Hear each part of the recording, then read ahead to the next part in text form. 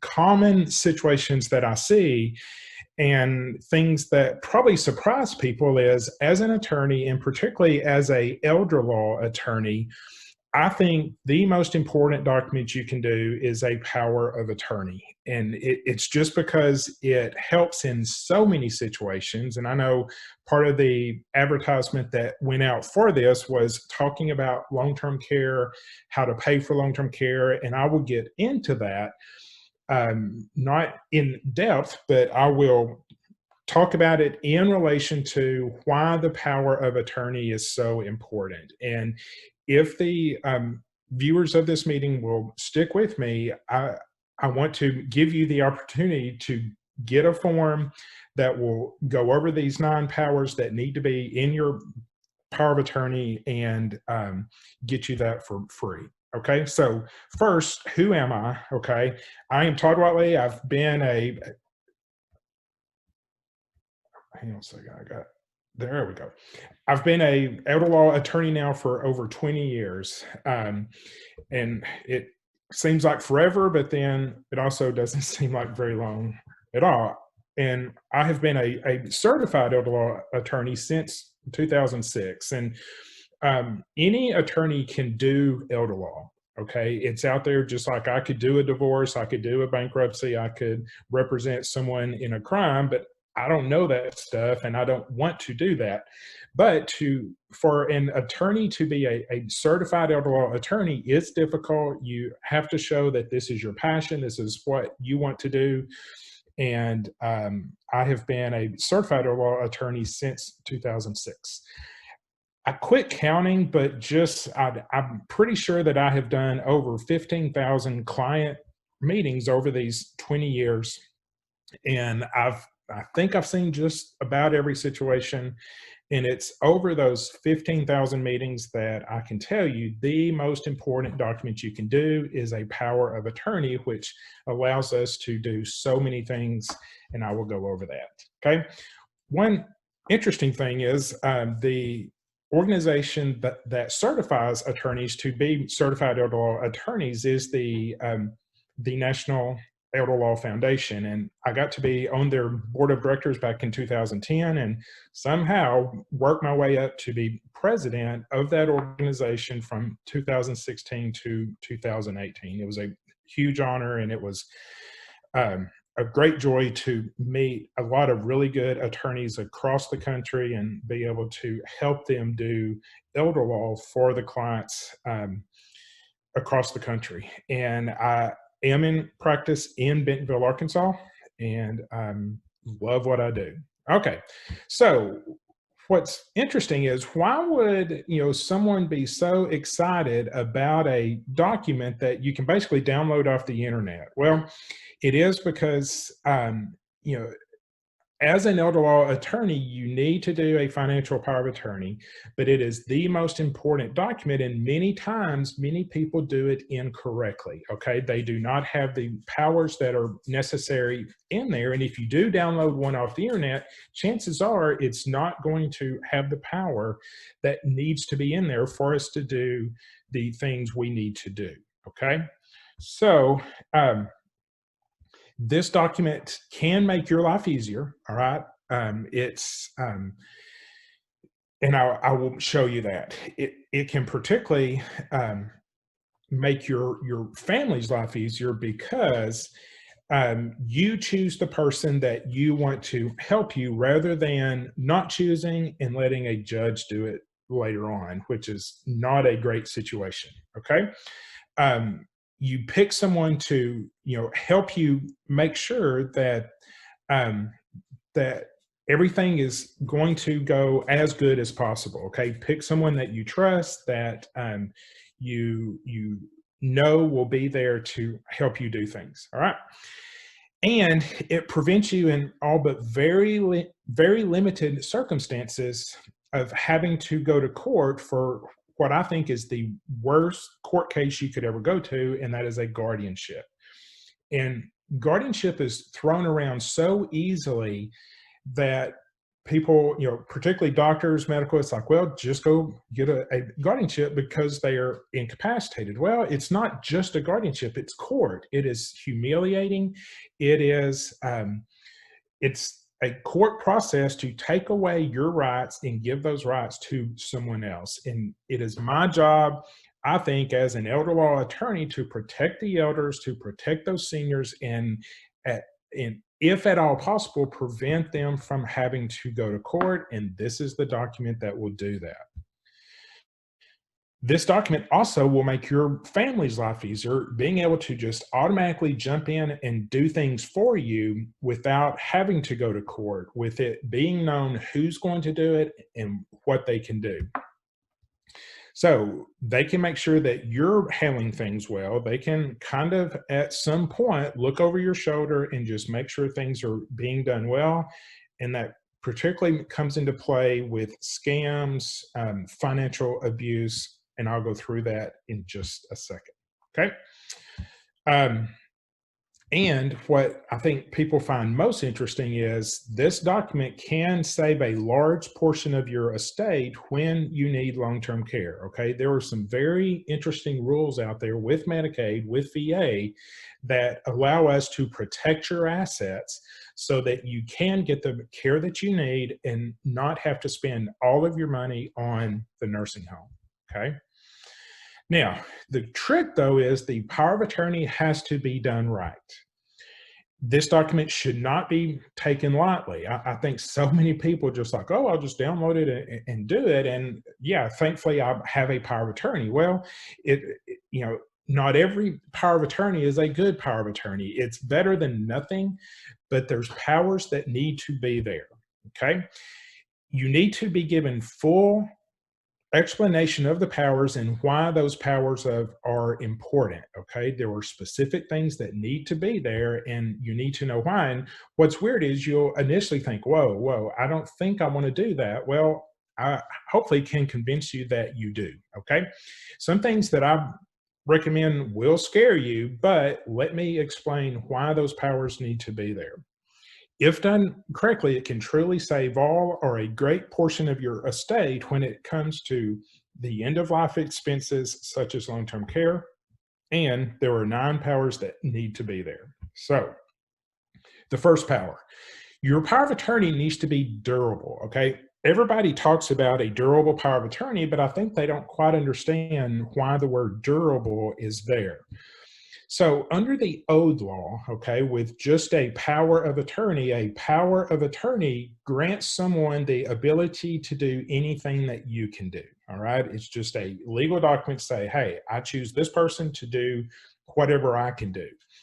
Well, under that rule, without this being durable, then your agent can't exercise any powers once you're incapacitated. So if your agent can only do what you can do, if you're incapacitated, your agent can't do anything. Well, the whole purpose of doing this, one of the biggest purposes of doing a power of attorney is having someone there to do things for you once you're incapacitated. Okay. Once you're to the point with dementia or you're unconscious or whatever, that's when this power of attorney really comes to life and becomes a huge asset. And without the power of attorney being durable, then they can't do it. So, therefore, the durable language ensures that this power of attorney continues to function once you become incapacitated. And you can look at, if you have a power of attorney right now, look at it, and it should say this power of attorney is not affected by my disability, meaning that this power of attorney will go all the way up until the point of my death, even if I am incapacitated. And that's crucial that that language be in there. Now, I'll go over this again in just a second, but please understand there is nothing we can do to make a power of attorney go past your death. Once you die, this power of attorney dies. And so understand you do want it to go as far as possible, but we can't make it go past death. All right. That's just the way it is. All right. The POA dies when you die. That's a very common way to think about it, but you do want it to be durable so that it is still in effect even if you become incapacitated. All right. This is where other attorneys, very good attorneys, and I will disagree. And please let me explain. So, if I were to ask you, when do you want this power of attorney to come into play? Do you want it to be immediate or only once you are incapacitated? Or let that event spring this power of attorney so that it's only effective once you're incapacitated. Probably most of you would say, well, I would rather it just come to life once I'm incapacitated. Well, that sounds great until you go through that process. So, how do we define that trigger for it to, if it's not immediately effective, what triggers it to become effective? Is it a doctor's letter, a doctor's evaluation saying that you're incapacitated? Well, that's typically how this comes to life. The problem is, so many times when someone has dementia and it's not full blown, but it's fairly progressed, they become very paranoid. They think everybody's trying to steal their money and throw them into a nursing home. And so once you're at that point and you are making bad decisions, someone is financially abusing you, or you're sucked in by a scammer, no one can talk any sense into that person. They're just like, nope, I'm right. There is nothing wrong with me. There is something wrong with everyone else. I'm doing okay. You're trying to throw me into a nursing home and steal all of my money, and you refuse to go to the doctor. If you do not have a immediately effective power of attorney, you have a springing power of attorney that springs to life once you have a doctor's evaluation, and you refuse to go to the doctor, it's over. We have to go to court and get a guardianship. And the whole purpose of this power of attorney is to not go to court, okay? To have someone out there that can just jump into place without us going to court. And so I'll explain some things later on that will help you feel better, but I highly encourage you to make the power of attorney immediately effective. So as soon as you sign it, it is effective and that person can do things for you. We don't need to do anything else later on to make this power of attorney become effective. All right. So progression of dementia is gradual, and it sometimes it becomes very difficult to work with that person, and making this immediately effective prevents the process. It's there, it's done. Okay. Now, one thing that you need to learn, if you don't know this, and keep in mind throughout this entire discussion, is the concept of fiduciary duty. All right. Fiduciary duty is the highest level of duty that a person has toward someone else. I, as an attorney, have a fiduciary duty to my clients to do what is in their best interest. All right. To make sure that I'm doing what they want and what is in their best interest. Okay. Your agent under a power of attorney has that same level of duty, a fiduciary duty to only do what is in your best interest. That is a very high duty, and it's enforced with criminal. So the prosecutor can go after the agent who is doing things they should not do, and civil penalties, meaning that I, as your attorney, if I find out someone is abusing their power under this power of attorney, I can go after them criminally and get the money back or do what I can. But between the private attorney and the prosecutor, we can go after this person to make them do what needs to be done. All right. Okay. Number 3, you must have successor agents. So many times I see powers of attorney that name the spouse or one child only. It's like, yep, I want my spouse to be my agent, and here's the document, we're done. Well, what if your spouse passes away while you're incapacitated? Now we have no one listed on the agent, there is no power of attorney, and we end up in court. What if you name one child only, the favorite child, the best child to do it, but then something happens to them? We have no power of attorney, we end up in court. All right. So if there is no one named, then there is no power of attorney, and it's bad. All right. The whole purpose of this is to stay out of court. So therefore, name a backup. And if not just one, name numerous ones. Okay. So please name successor agents and name a few of them. So I understand totally that that third or fourth, not the ideal person, but it's someone. And typically they will step up and they will do it, but it's very unlikely that we'll get to that third or fourth person. But please put them on your documents so that they're there, so that we don't have a invalid power of attorney and have to end up in court. All right. Number four. All right, here we go. This is the tricky part, and this is where people get really, they're like, wait a second, I don't know about this. Okay. What does gifting language mean? Okay. Your power of attorney needs to have gifting language so that your agent can give away your assets. Okay. Please let me explain. As an elder law attorney, I can save your entire estate. If you need nursing home care and you're going into a nursing home in Northwest Arkansas, every nursing home takes Medicaid. The good ones, the bad ones, they all take Medicaid, and it's about $6,000 to $7,000 per month to get the care that you need. Most people can't afford to pay $6,000 or $7,000 per month for very long. So therefore, Medicaid is the way to pay for that.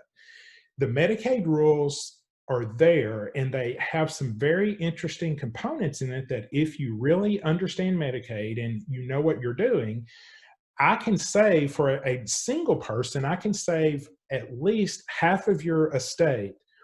Even if you need nursing home tomorrow and you're single, within reason, I can save half of your estate. And if you're married, I can save almost everything. Okay. But how can I do that? It's by transferring your assets either to the spouse for the married person or to the kids as a single person. And yes, there's a 5-year look back, and I don't want to get into all of that, but please understand, take my word for it, that you can do gifting, and with gifting I can save half of your estate. Without gifting I can. And so, a just real quick war story here. A lady came in, she was the niece for her aunt had 0 children, and she came in and said, my aunt needs nursing home care, and she has about $300,000. And I said, okay. And she said, but thankfully I'm her power of attorney. I said, well, good. And so first I asked, who does she want her estate to go to? And she said, me. And I said, well, can you prove that? And she said, yes. Here is her last will and testament, and it truly did name this niece as the sole beneficiary of her estate. I said, okay, good. Now, are you the power of attorney? She said, yes, I am. I said, well, great. And so I go through this power of attorney, and it's fairly well written until it gets to the point it says, my agent cannot make any gifts, and particularly cannot make gifts to themselves. And I was like, I'm sorry, I can do nothing for you, because she did name you as the agent. She does want you to be the beneficiary of her estate, but this power of attorney does not allow gifting. And it specifically says the agent cannot give to themselves. Now, there are tax reasons for doing that, but unless your estate is worth over $11 million, there is really no reason to not have gifting language in there, because had this power of attorney had gifting language in it, I could have saved probably about 200,000 of her $300,000 estate. By using Medicaid rules, we show everything to Medicaid and say, yes, here's what we're doing. With this power of attorney, it allows gifting, and we can do this, but her power of attorney specifically disallowed it. And even if it doesn't disallow it, if it doesn't have the gifting language in there to say, I specifically authorize my agent to make gifts, we can't do gifting. And so therefore, she left my office having to pay for her aunt's care until it was all gone. There was nothing I could do. And it was sad, because I'm sure this aunt wanted some money to go to this niece, but we could not do it. All right. So I can do that only. Okay. I can protect your estate only if we have gifting language. All right. All right. So you probably think if you're married, it's like, wait, Todd, me and my spouse, our name is on everything. Well, it's not on everything. If you have a 401k or a IRA, your name is not on that. The only person who can deal with an IRA or 401k is the owner or an agent under a power of attorney that specifically grants the power to that agent to deal with the IRA or the 401k. And also, one of the ways we can protect the house, particularly with a married couple, is once that one spouse goes into the nursing home, we deed the house from husband and wife just to the well spouse. That protects it from Medicaid, keeps them from putting the lien on it and getting it. If the well spouse dies first, and now the spouse in the nursing home owns the home, and they can, however, Medicaid puts a lien on it at the time of their death. We fix that by deeding the house to the well spouse so that they own it all by themselves, and then we make sure at their death this house goes to the kids. We can't do that initial deed. We can't get that sick spouse's name off the deed unless they sign it. And if they can't sign it, the agent under the power of attorney has to have the power, gifting power, to give away that house. All right. So gifting language is crucial. And remember, you know, I know it's scary. You may think, wait, my agent can give anything away. Yeah, they can, but remember the fiduciary duty. Fiduciary duty says they should not do that unless it is in your best interest. And if you're going into a nursing home, you don't need money anymore. You need care, and we can get the care paid for by Medicaid, and gifting is okay in that situation. All right, number 5, and there will be time at the end for questions. So if you have questions, please put those in and I will get to those at the end. Number 5, specific ability to close a bank account. All right. So go with me here. Okay. Play along. You have dementia. You've been told that you've won the lottery and that you're about to get $20 million. However, there's a few fees. You need to pay this fee and this fee and this fee and this fee. And once you pay that fee, oh yeah, there's some more fees. And then there's some more fees. But you've got $20 million coming to you. Think about how your family will be different with $20 million. But you've got to pay this fee. You've got to pay this transfer fee. Oh, there's a delivery fee. Okay. I see this probably once a month. Someone out there thinks they're about to win $20 million, but they're paying all these fees. They have a little bit of dementia. They think they're going to do it, but they're not. How do we stop that? We close the bank account. And if your power of attorney does not authorize your agent to close the bank account, we're stuck. You keep paying those fees. You keep getting sucked in. You're never going to win $20 million, but you keep paying those fees until it's gone. All right. So the ability to close a bank account is crucial because there are times that we need to do that, and it's in your best interest. Okay. They can't close your bank account if it's not in your best interest, but when it's in your best interest, you need to have the power in your power of attorney to let them do that. I've also seen situations where the new caregiver comes in and they're just down on their luck, and they need to help you pay your bills. And it's like, hey, put my name on your bank account. In that way, I can help you pay these bills. Well, once you put their name on your bank account, they have access to all of your money and it can be gone. The agent under your power of attorney needs to be able to close that bank account to stop the abuse. Okay. And I've seen cases where this person's in the nursing home. We were trying to get them on Medicaid, but they have 8 bank accounts because back in the day, they got a casserole dish or cookware or crock pot or something because they opened up this bank account. I once had a lady in my office. She had 15 bank accounts. 15. I said, why on God's green earth do you have 15 bank accounts? She's like, well, I got dishes or something. And so she just opened a whole bunch of bank accounts. We had to go in and close those bank accounts, and the power of attorney allowed the agent to do that. Number 6, ability to change beneficiaries. Okay, so let's talk about this. This is a tricky one, okay? don't forget about the fiduciary duty.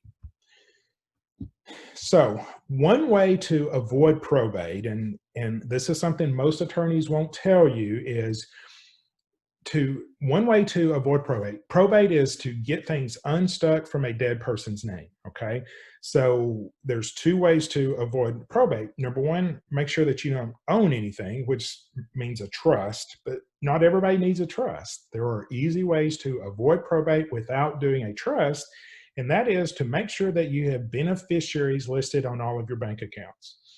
So my advice to some people is, if you don't want to do a trust, if you don't need a trust, then go to your bank, list your children as your beneficiaries on your bank account. At your death, they walk in with a death certificate, they now get the money. Well, what if a kid goes bad? What if a kid is a drug addict? What if one kid passes away and now this money goes to the kid who's dead? We now have a probate situation. Or if this kid is disabled and on Medicaid, and we've now left them $20,000, that's a problem. They will lose all of that money because they're on Medicaid. $20,000 kicks them off of Medicaid, and that money's now just gone. And so there are times when we actually need to change the beneficiaries on your bank account for whatever reason, again, in your best interest. And the power of attorney needs to have the power to do that. Okay. So I've had beneficiaries, or a child has basically stolen money from their parent, but they are still listed as the beneficiary. It's like, hey, you've got your money. We are going to take you off as beneficiary because that's not right. All right. The big one that I see frequently is this child is now disabled and on Medicaid, and any money left to them will cause them to lose their Medicaid benefits. So therefore, we need the ability to change the beneficiaries. All right, drug addict, died. These are all reasons that having this power is important, so that we can protect your estate and make sure it doesn't go to where it should not go. All right. Number 7, the ability to delegate authority. So you pick the person to be the agent that you think will do the best job. Okay, that just makes sense. However, most kids are not good at everything. And so there may be times when something needs to be done, but this kid's just like, I don't know about taxes, or I don't know about real estate, or whatever. It's important that you give the agent the ability to say, hey, I want someone who's good at this to do it. And so they can delegate their authority to the other agent to say, hey, I need you to do this. A very common example, since people move to Northwest Arkansas a lot from other states, let's say that you own a piece of real estate in California. You're disabled, incapacitated, whatever, we need to sell this property, but your agent is here locally. You don't want your agent to have to fly to California to be there to do this. That's expensive, it's inconvenient, and the kid can't take off work that much. So having the ability to delegate authority allows you to delegate someone in California to be your agent specifically for the purpose of selling that property. Okay. It saves time, saves money, but you need to have that power there. And this comes up more than you would think. Okay. A real situation that I see is if someone gets in tax trouble, IRS issues, and the agent's like, I don't know what to do. Well, you can actually delegate that authority to a CPA, let them be your power of attorney just to deal with the IRS and get that taken care of. It's extremely convenient, and that power needs to be there. All right, number 8, we need to allow the agent to change your trust. What? All right, think back again, okay? Don't forget about the fiduciary duty. It's when is this in your best interest, okay?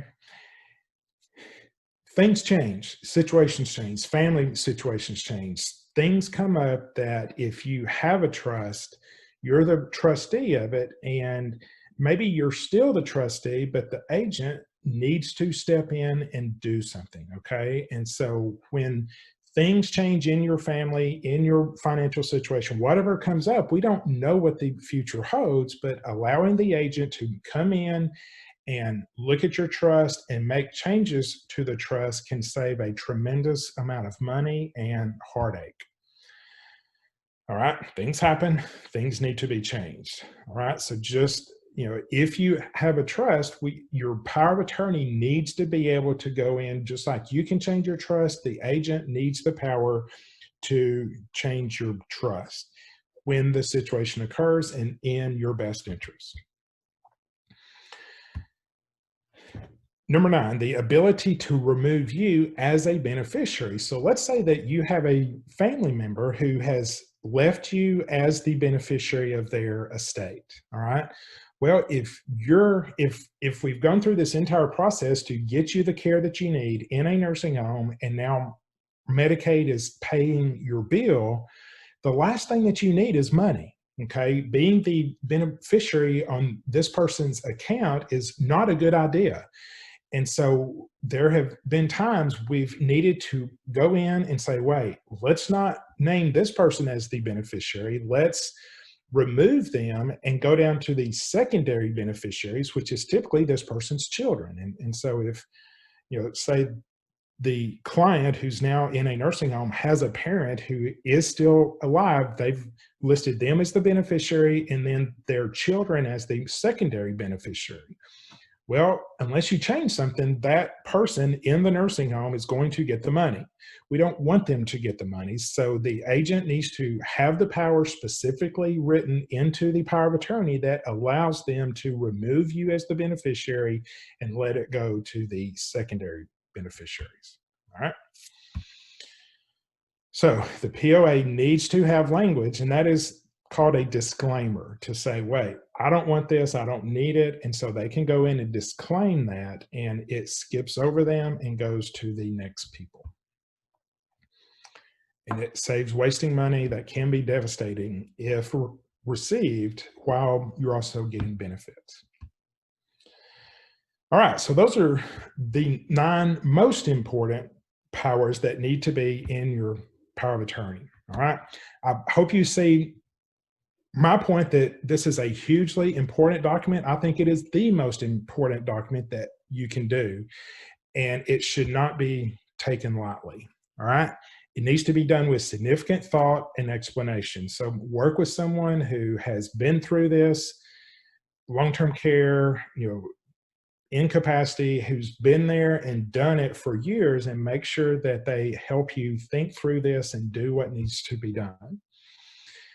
It seems easy to just download one off the internet, but many times that is not sufficient for end-of-life things. If you're 20, sure, I recommend just download that off the internet, do it, sign it, it's okay.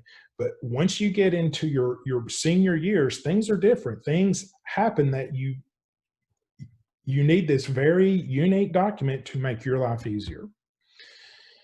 Even having a non-elder law attorney do this will not result in those 9 powers. I have ongoing disagreements with very good estate planning attorneys who typically work with 40, 50, 60-year-olds. And they're like, Todd, I am not doing a immediately effective power of attorney. All of my power of attorneys are going to be springing. I'm like, I understand that, but please understand, please, it's important that particularly for the older client, that it be in effect now, because not being immediately effective can throw us into guardianship court, and that's the whole purpose of us doing this. Some have listened to me, some haven't, okay? Remember, when done properly, it can keep you out of court and save a very large portion of your estate. I truly do think it is the most important document you can do, all right? Stick with me for just a second. I do see there is a question. All right, from Bill. For number 7, does delegating authority to someone else require an additional document to do the delegation, or can you delegate on the fly? Based on what I have seen, having the power specifically listed in the power of attorney allows you to do that. Now, sometimes banks are cranky, shall we say, or they want very specific things, but so many times, the power of attorney should give you the authority to do that, and you can just do it on the fly. Who oversees the POA to ensure they are acting in the best interest of the individual? That's a great question. And many times there are other people involved in the family. When you pick one person to be your agent, you can pick co-agents. I'm not a huge fan because things can go wrong between those agents. But typically there is someone else in the family who is looking over, saying, hey, wait a second, something's going on. My name, address, and phone number is on all of the documents that I do. And I encourage the people, if you need me, call me. Okay. My name's on this document. My name's on other documents in your house, cards, whatever. Make sure your family knows that I'm your attorney. And if they see something going on, they can call me. I will jump in on it. I will see what's going on. And I've had to make this phone call numerous times. I have called the agent under a power of attorney that I've done and said, look, we need to have a talk. Bring documents, bring bank records, because there's an allegation that you are doing something that is not correct. And if they show up and they can explain it, great. If they don't show up, then I can take action by removing that person as the agent. Again, it's important to name successors. And so if that first agent goes bad on you, I, as your attorney, in your best interest, I can fire that person with very good documentation to say this person is not doing things correctly. We are removing them and we are going to the second person. Okay. So that is one thing that is a problem, can be a problem, but I encourage family members or others out there to kind of see what's going on, make sure nothing suspect is going on. All right.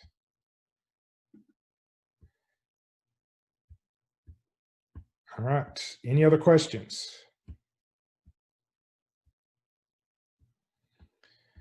All right, Nancy, can you? Yeah. Thank you, Todd, for joining us today. It's very, very educational and very helpful. And if you guys have any other questions or anything, you can reach out to Todd. Here's his email. And of course, we've recorded this today, and so we will make that available for others to listen once we have that all processed and have that available